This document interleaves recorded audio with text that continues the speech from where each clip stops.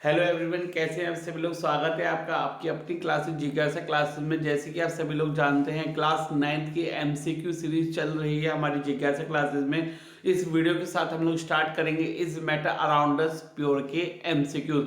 बहुत अच्छे से समझाए जाएंगे, आपको सारे एमसीक्यूज कवर कराए जाएंगे इस अकेली वीडियो में। जैसे ही आप इस नोटिफिकेशन देखेंगे, सभी लोगों को भेज देंगे इस वीडियो को और ज़्यादा से ज़्यादा फैला देंगे ताकि सभी लोगों का बेनिफिट हो पाए इन एमसीक्यू से, जो कि आपके फाइनल एग्जाम्स के लिए बहुत ज़्यादा इंपॉर्टेंट साबित हो सकते हैं। तो जल्दी से शेयर कर दीजिए इस चैनल को और वीडियो को, ताकि ज़्यादा से ज़्यादा लोग इस वीडियो का बेनिफिट उठा पाएँ। तो जल्दी से स्टार्ट करते हैं आपकी वीडियो और आपका chapter is matter around us pure.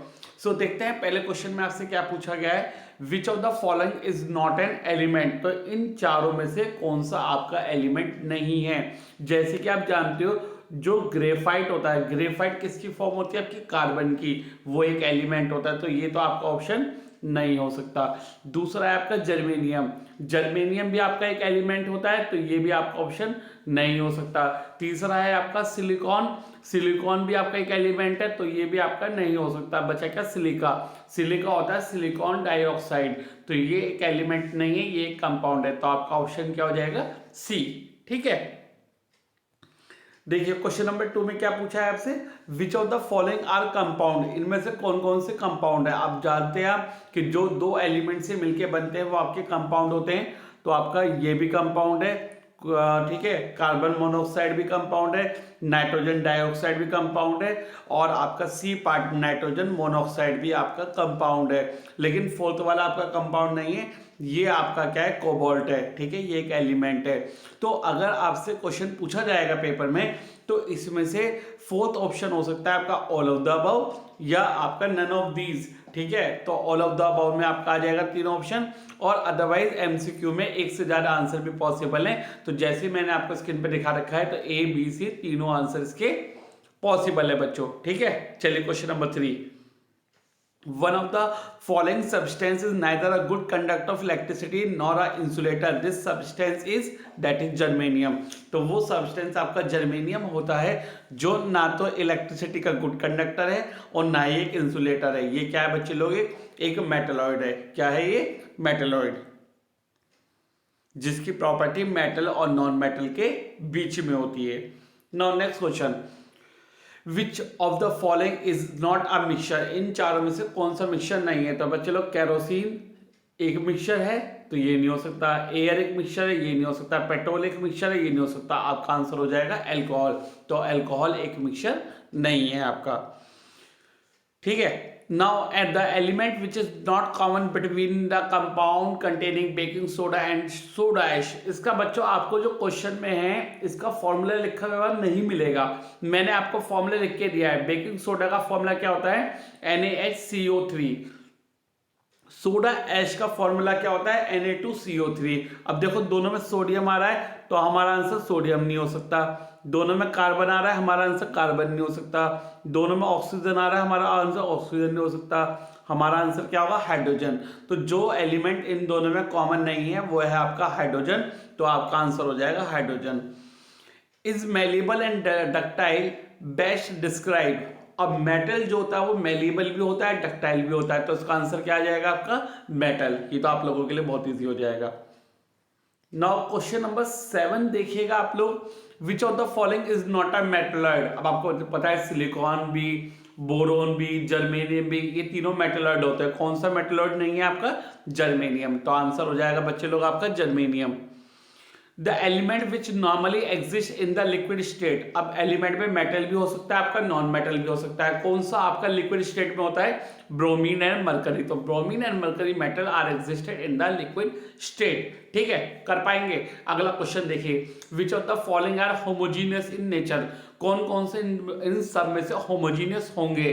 अब होमोजीनियस का मतलब क्या होता है, होमोजीनियस का मतलब होता है बच्चे, जो आपको देखने में एक समान लग रहे होंगे। तो वो आपका आइस हो सकता है, वाटर हो सकता है, और एयर भी हो सकती है। तो एयर और आइस आपके होमोजीनियस होते हैं। तो यानी एक ऐसा ऑप्शन जिसमें फर्स्ट और फोर्थ वाला आ रहा हो, that is option number C. तो आपका आंसर हो जाएगा सी। ठीक है बच्चे लोग, आप लोगों को क्लियर हो रहा है? अगर आपको क्लियर हो रहा है तो वीडियो को लाइक जरूर करिएगा, चैनल को शेयर जरूर कीजिए कम से कम 5 लोगों के साथ, ताकि सारे 9th के बच्चों को बेनिफिट हो पाए और सारे के सारे वीडियोस आपके लिए जल्दी से अपलोड की जाएंगी आपकी अपनी क्लासेस जिज्ञासा क्लासेस में।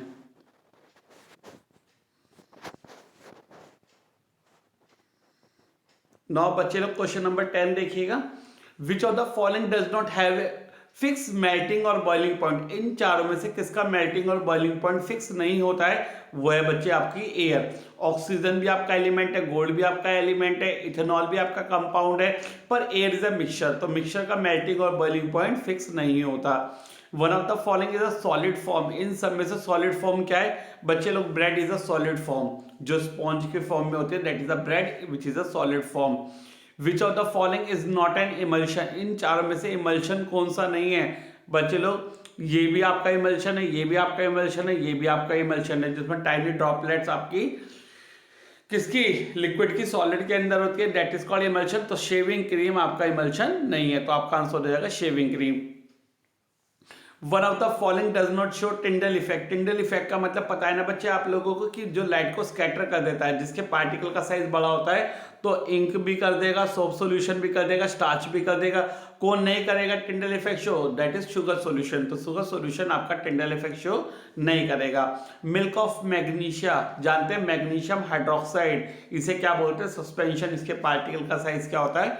बड़ा होता है, और ये पार्टिकल का साइज बड़ा कैरी करने की वजह से मिल्क ऑफ मैग्नीशिया आपका सस्पेंशन कहलाया जाएगा। ठीक है, चलिए आगे चलते हैं।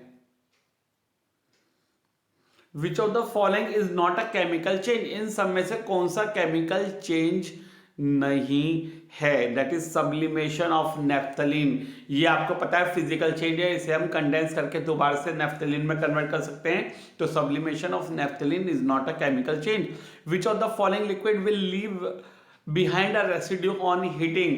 तो जब किसी भी लिक्विड को क्या करेंगे, जब किसी भी लिक्विड को आप क्या करेंगे, हीट करेंगे, तो वो एक रेसिड्यू देगा। तो वो कौन सा? ब्रोमीन में एलिमेंट है, मरकरी एलिमेंट है, अल्कोहल एक आपका कंपाउंड है, तो ब्राइन सॉल्यूशन। ब्राइन में यानी कि जब हम क्या करेंगे, उस लिक्विड को हीट करेंगे तो हमें क्या मिलेगा? नमक मिलेगा, कॉमन सॉल्ट मिल सकता है, राइट? तो ब्राइन में मिलेगा। One of the following represent a solid in solid. तो सॉलिड इन सॉलिड का मतलब अलॉय हो गया, और अलॉय का ऑप्शन कौन सा होगा आपका? Brass. Tincture of iodine has antiseptic properties. This solution is made up of dissolving iodine in alcohol. इसका आंसर आपको पता ही है, मैं आपके नोट्स में भी करा चुका हूं, that is alcohol in और iodine in alcohol, that is the option number B. right? चलिए आगे चलते हैं। Which of the following has chemical change? तो इन सब में से कौन से केमिकल चेंज है? ये तो आपको दिखाई दे रहा बच्चों, मेल्टिंग ऑफ आयरन मेटल है ना, drawing of wire of iron metal है नहीं, बेंडिंग ऑफ आयरन रॉड है नहीं, that is rusting of iron metal. तो rusting of iron metal is a chemical change. कर पाएंगे सही बच्चे? क्वेश्चन नेक्स्ट पे चलें, चलिए चलते हैं, आप कहते हैं तो। क्वेश्चन नंबर 20 देखिएगा। A mixture of milk and groundnut oil can be separated bye, अब दो इमिसिबल लिक्विड है, किससे सेपरेट करते हैं? सेपरेटिंग फनल से। Which of the following can not be separated by using water as a solvent? यानी कि दोनों सब्सटेंस आपके वाटर में अनडिजॉल्व होने चाहिए, that is sand and sulphur. तो सैंड एंड सल्फर आपका ऑप्शन हो जाएगा, जिसे आप वाटर से सेपरेट नहीं कर सकते बच्चों। The dyes present in fountain pen ink can be separated by chromatography. अब chromatography is the fifth option। आपके 4 ऑप्शन हो सकते हैं आपके क्वेश्चन पेपर में, तो इसका ऑप्शन क्या होता है? जो डाइज होता है, कलर होता है, उन्हें जो सेपरेट करते हैं, सेपरेट इंक को, वो कौन से प्रोसेस से किया जाता है? क्रोमेटोग्राफी से किया जाता है। किससे किया जाता है? Chromatography. Next, pure copper sulphate can be obtained from impure sample by the process of crystallisation. आपको पता है क्रिस्टलाइजेशन के प्रोसेस से एक इम्प्योर सैंपल को प्योर किया जाता है। The technique which is used to separate particles of solids suspended in a liquid quickly is called। तो कौन सी टेक्निक होती है जिसमें हम पार्टिकल को सेपरेट करते हैं सॉलिड के, जो कि लिक्विड के अंदर सस्पेंड किया जाता है, उसे बोलते हैं सेंट्रीफ्यूगेशन। उस मेथड को क्या बोलते हैं बच्चे लोग? सेंट्रीफ्यूगेशन। नेफ्थलीन यानी कि इवेपोरेटिंग की प्रॉपर्टी है जलाते ही, तो सब्लिमेशन का प्रोसेस शो होगा, बिना देखे लिख देंगे, ठीक है। कौन सा प्रोसेस शो होगा? सब्लिमेशन का।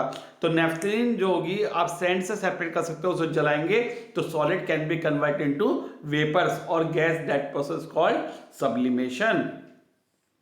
The best way to recover sugar from aqueous sugar solution is, ये तो आपको पता ही है, क्रिस्टलाइजेशन। तो हम क्या करेंगे, शुगर को उसके एक्वस सॉल्यूशन से सेपरेट कर सकते हैं बाय क्रिस्टलाइजेशन, उसके क्या बना के? क्रिस्टल बना के। राइट बच्चों, आगे चलते हैं।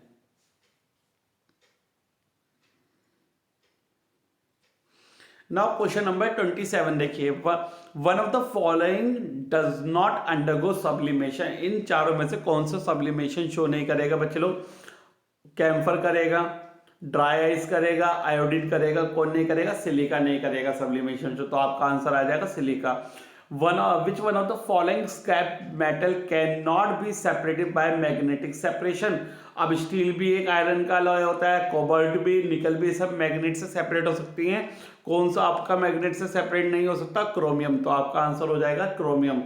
Burning of candle, physical change पूरी नहीं होती, केमिकल चेंज पूरा केमिकल चेंज नहीं होता, बहुत फिजिकल एंड केमिकल चेंज, तो वो घटता भी है और खत्म भी होता है। तो यानी बर्निंग ऑफ कैंडल आपके अगर दोनों ऑप्शन है फिजिकल और केमिकल, तो आपका बहुत फिजिकल और केमिकल आएगा। अदरवाइज वो एक केमिकल चेंज है सिंपली, अगर दोनों दे रखे हैं तो दोनों आप लगाएंगे। Name a gas which is colourless and has pungent smell of rotten eggs. एक ऐसी गैस है जिसकी जो एक तो कलरलेस है और जिसकी स्मेल ऐसी होती है जैसे सड़े हुए अंडे, तो वो कौन सी होती है आपकी? Hydrogen sulphide. कौन सी गैस होती है बच्चे लोग? वो हाइड्रोजन सल्फाइड गैस होती है, जिसकी स्मेल कैसी है आपकी? एक रोटन एग जैसी, एक सड़े हुए अंडे जैसी। Next, when no more solute can be dissolve. जब आप किसी भी सॉल्यूशन में और सोल्यूट ऐड नहीं कर सकते तो उस सॉल्यूशन को क्या बोला जाता है?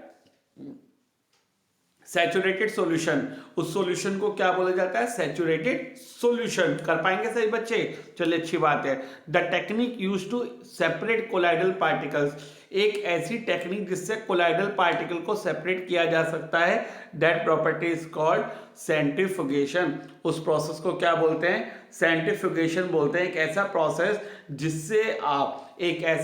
जिससे आप कोलाइडल पार्टिकल्स को सेपरेट कर सकते हैं, उस प्रोसेस को सेंट्रीफ्यूगेशन मेरे बच्चों बोला जाता है। समझ में आ रही है? तो बच्चे लोग ये थे एमसीक्यूज आपके chapter is matter around us pure के। आप लोगों के लिए बहुत मेहनत की जा रही है, आप लोगों को सारा काम कराया जा रहा है। बस आपको मेरे साथ एक चीज करनी है कि आपको इस वीडियो से ये सारे क्वेश्चंस कंप्लीट करने हैं। मैंने एमसीक्यू में आपको सारे आंसर भी लिख के दे दिए हैं बिल्कुल लास्ट में। आप क्या काम करेंगे, इन्हें कॉपी पे नोट डाउन करेंगे, इनके आंसर मार्क करेंगे और प्रैक्टिस करेंगे, ठीक है, जल्दी से जल्दी, क्योंकि नई वीडियोस भी अपलोड होने वाली हैं और रास्ते में है आपके लिए और वीडियोस आ रही हैं। अगर आप नए हैं तो इस चैनल को जरूर सब्सक्राइब कीजिए, 5 बच्चों को जरूर शेयर कीजिए, ताकि हर किसी का बेनिफिट हो पाए और हमारी मुहिम सभी को अच्छे से अच्छा पढ़ाने की वो पूरी हो पाए। So all the best, have good luck, have जिज्ञासा। जिज्ञासा है तो मुमकिन है बच्चे लोग।